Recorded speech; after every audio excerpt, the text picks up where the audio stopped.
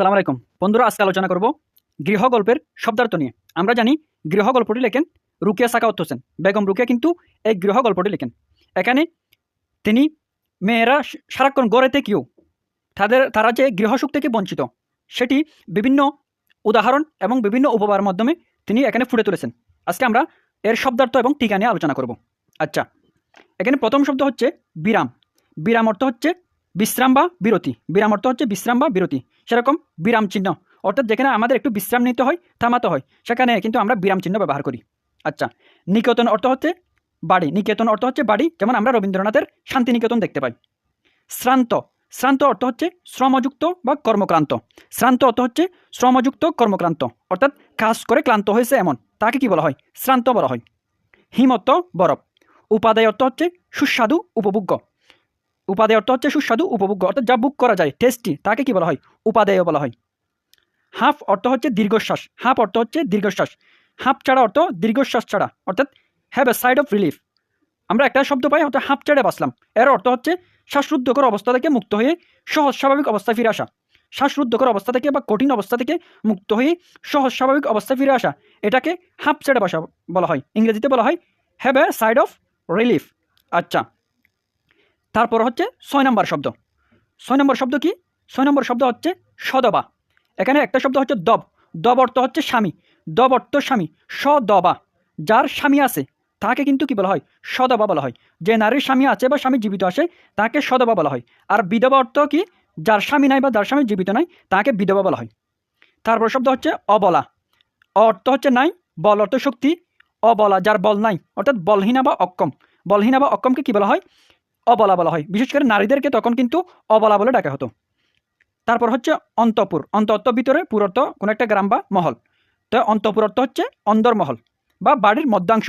বাড়ির মধ্যাংশ বা অন্দরমহল। ভারতীয় সমাজে বা মুসলিম সমাজে যে গৃহে বাড়ির যে মধ্যাংশে নারীরা থাকে বা স্ত্রী লোকরা থাকে তাকে কিন্তু অন্তপুর বা অন্দরমহল বলা হয়।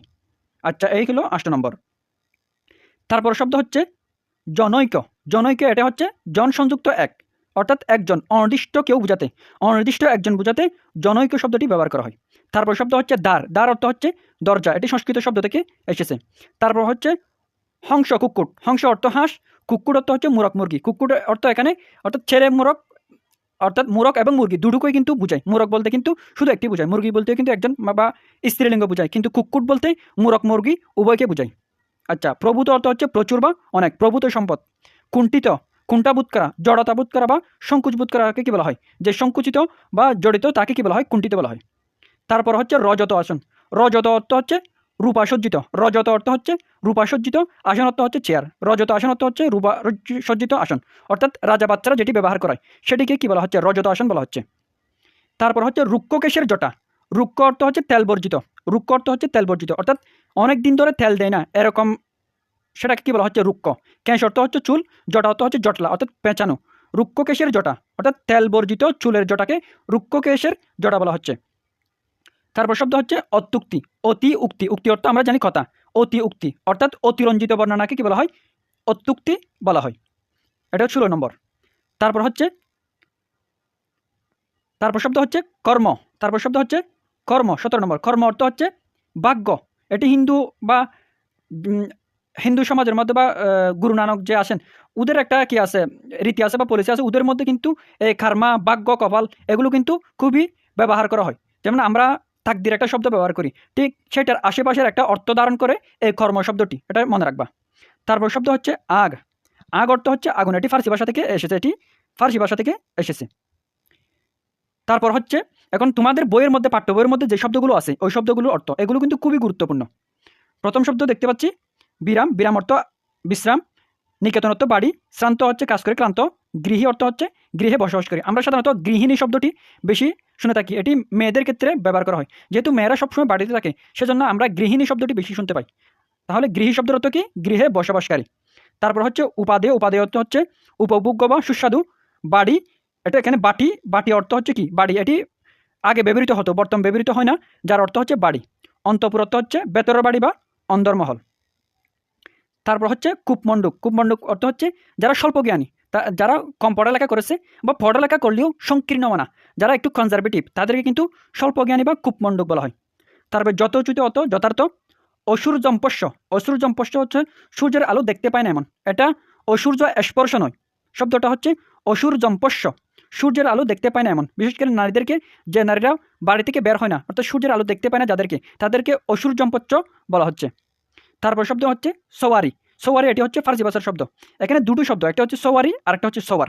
এখানে একটু ভুল দেওয়া হয়েছে, সেটা হচ্ছে সওয়ারি অর্থ হচ্ছে গাড়ি, সওয়ারি অর্থ হচ্ছে গাড়ি, আর সওয়ার অর্থ হচ্ছে মানুষ বা যাত্রী, যিনি গাড়ি বা ঘোড়ার উপর কি হন, আরোহণ করেন, তাকে সওয়ার বলা হয়। কীভাবে মনে রাখবা, সওয়ারি, ররিষ্কার রি, গাড়ি, অর্থাৎ রি রি একটা মিল আছে, তাহলে সওয়ারি গাড়ি, আর সওয়ার যে মানুষ আরোহণ করেন তাকে কি বলা হয়, সওয়ার বা মানুষ বলা হয়। আচ্ছা, তারপর শব্দ হচ্ছে কুবর। কুবর এটি হচ্ছে সংস্কৃত শব্দ। এখানে মূলত বাসরঘর বা যে স্থানে মেয়েরা থাকেন তাদেরকে কুবর বলা হয়, বা কল্পনার স্বর্গ, এটি একটি ফার্সি শব্দ। কুক্কুট, যা বলছিলাম, মূরক মুরগি। প্রফুল্লমুখী অর্থ হচ্ছে আনন্দিত। সপত্নী কণ্টক, এখানে পত্নী বা বউকে, দ্বিতীয় বউকে কিন্তু, বা দ্বিতীয় বউ বা সতীনকে কণ্টক বা কাঁটা রূপে বিশেষায়িত করা হয়েছে। তারপর শব্দ হচ্ছে অধীশ্বর। অধীশ্বর অর্থ হচ্ছে মালিক। কুন্দল, কুন্দল এটা হচ্ছে কুন্দলের কত্তরূপ বা আঞ্চলিক রূপ, কুন্দল বা ঝগড়া বিবাদের আঞ্চলিক রূপ। অমরাবতী শব্দের অর্থ স্বর্গ, অমরাবতী শব্দের অর্থ স্বর্গ।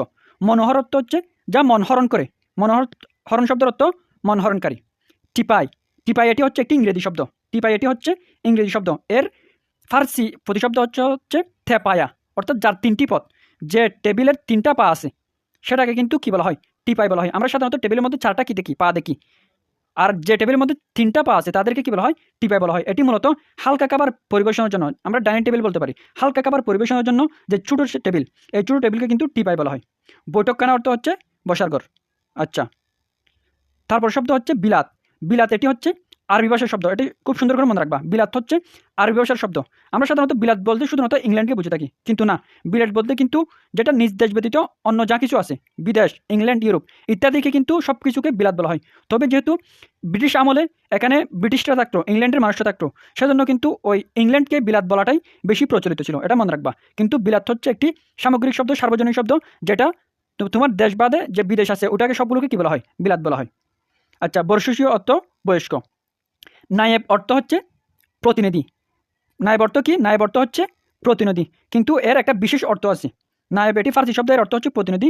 তবে যে জমিদারি ব্যবস্থা ছিল আমাদের দেশে, ব্রিটিশ আমলে যে আমাদের দেশে যে জমিদারি ব্যবস্থা ছিল, সেই জমিদারি ব্যবস্থার জমিদারের যে প্রতিনিধি থাকতো, যেটাকে আমাদের আঞ্চলিকভাবে শাসা বলা হয়, ওই শাসাকে কিন্তু নায়েব বলা হতো। যে মেন যে জমিদার ছিল, জমিদারের প্রতিনিধি বা স্থলাভিষিক্ত হিসেবে যে কাজ করতো, বিভিন্ন জায়গায় জমিনের হিসাব কিসাবের জন্য যে কাজ করতো, তাকে নায়েব বলা হতো, এটা মনে রাখবা। তারপর শব্দ হচ্ছে ক্রীড়া পুতুল, অর্থ হচ্ছে খেলার পুতুল। প্রভূত অর্থ প্রচুরত্ব, অনেক। কুলীনত্ব উচ্চ বংশজাত। হিন্দু ধর্মের মধ্যে আমরা অনেক বংশ দেখতে পাই, সেরকম কুলীন হচ্ছে একটি বংশ যেটি উচ্চ, যেটাকে উচ্চ মনে করা হয়। এটি প্রবর্তন করেন হচ্ছে বল্লাল সেন, এটি প্রবর্তন করেন বল্লাল সেন। তারপর শব্দ হচ্ছে আত্মসাৎ। আত্মসাৎ অর্থ হচ্ছে অন্যায়ভাবে গ্রাস করা হয়েছে এমন, ডাকাতি করা, চুরি করা, এগুলোকে কি বলা হয়, আত্মসাৎ বলা হয়। কারো জমিন কেড়ে নেওয়া, এগুলো কি আত্মসাৎ। তারপর শব্দ হচ্ছে নর আকার। নর অর্থ আমরা জানি মানুষ, আকার, নর আকার অর্থাৎ মানুষ স্বরূপ। পিশাচ অর্থ মাংসাশী, তবে এখানে নিষ্ঠুর, লোভী অর্থে ব্যবহৃত হয়েছে। পিশাচ অর্থ কি, মাংসাশী, যে মাংস খায়, এখানে নিষ্ঠুর বা লোভী অর্থে ব্যবহৃত হয়েছে। তারপর খুব একটা গুরুত্বপূর্ণ শব্দ, সেটা হচ্ছে জঞ্জানিল। আমরা একটা শব্দ শুনে থাকি, জ্বর জঞ্জা।